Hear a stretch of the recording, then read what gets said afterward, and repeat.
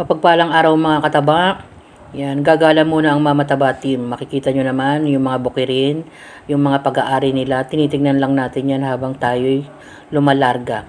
Kasi alam niyo naman mga kataba, makikipamiesta kami ng time na yan.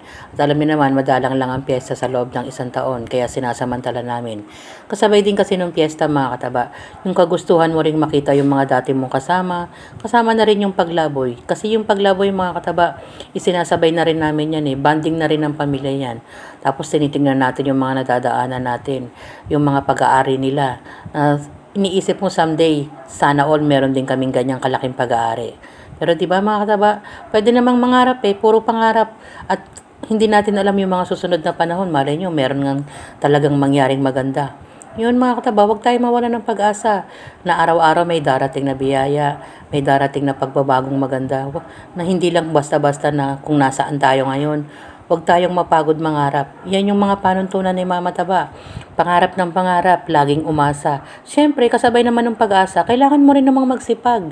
Hindi pwedeng yung puro ka na lang asa, puro ka na lang kung ano-anong ginagawa mo na nakatunganga. O, di ba mga kataba? Yung Crescendo na yung area ng Crescendo na yan, pag-aari ng Ayala Land yan. Ang laki ng mga pag-aari nila dyan. Kasi gagawing subdivision yan mga kataba. Kaya dinidevelop na yan. Unti-unti nang nagkakaroon ng improvement yung area ng Tarlac. Hindi lang dyan sa may papunta ng Central o dyan sa may LIP sa Luisita mga kataba. Ang lawak niyang area na yan.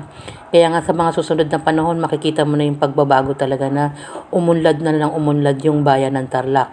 At ang ganda naman ng nakikita natin. Kasi syempre, matuwa ka rin. O yan, nandyan na kami. Ang bilis ng mga pangyayari mga kataba. Andyan na agad yung pagkain. Iba't ibang klase ng putahe. Sabi nung may-ari, huwag mo nang i-video, G, kasi kukunti lang yung pagkain. Ano bang tawag mo dyan, di ba pagkain yan? Alam niyo naman si Mama Taba, napaka-thankful sa mga bagay-bagay. Kaya nga sabi ko, kahit na ilang putahe pa yan at pagsasaluhan, ang sarap pa naman ng luto nila. Magmula sa kilayin, sa sepo egg, sa menudo, sa kaldereta, at yung meron pa silang tofu mga kataba, masarap din. Kaya nga walang itutulak talaga. Puro ibabaon mo sa tiyan mo at mabubusog ka talaga, mabubusog ka talaga. Kasi nung pumunta kami diyan, gutom kami at uuwi kami busog. Alam niyo ba mga kataba, nang umuwi kami, dumiretso muna kami sa RCS, bumili ng mga konting pangangailangan na naman. Makikita nyo, dati hindi ako bumibili niyan. Yung diaper at saka yung gatas na pang-infant. Kasi alam niyo naman, kailangan din yan at para sa ating apo. Kahit na yung walang-wala ka ng mga kataba, bibigyan mo pa rin ng konting budget para sa iyong apo. Kasi ganun tayo magmahal bilang nanay.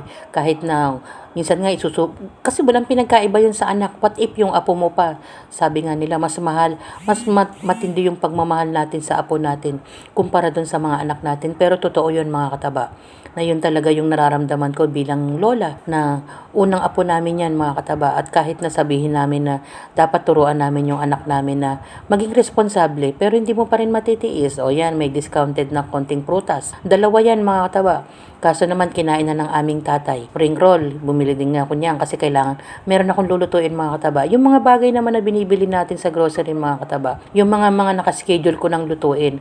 Yung iba naman dinidiskartehan ko rin na lutuin na yung mga hindi ko pa naluto mga kataba. Ganyan yung ginagawa ni Mama Taba sa pagluluto. O yung mga yan naman, hindi nawawala ang kape, noodles. Kasi yan lang yung kaya ng budget natin at pagkakasyahin natin yan. Sa ilang araw na yan, syempre matutuwa ka na safe na yung mga iniisip mo, na mag-iisip ka na naman mag-ipon uli para sa susunod naman na pagbabudget. Salamat kay Rexy sa pag-invite sa amin sa piyesta at meron pang pasyaron mga kataba. Yan ang isang araw naming ganap.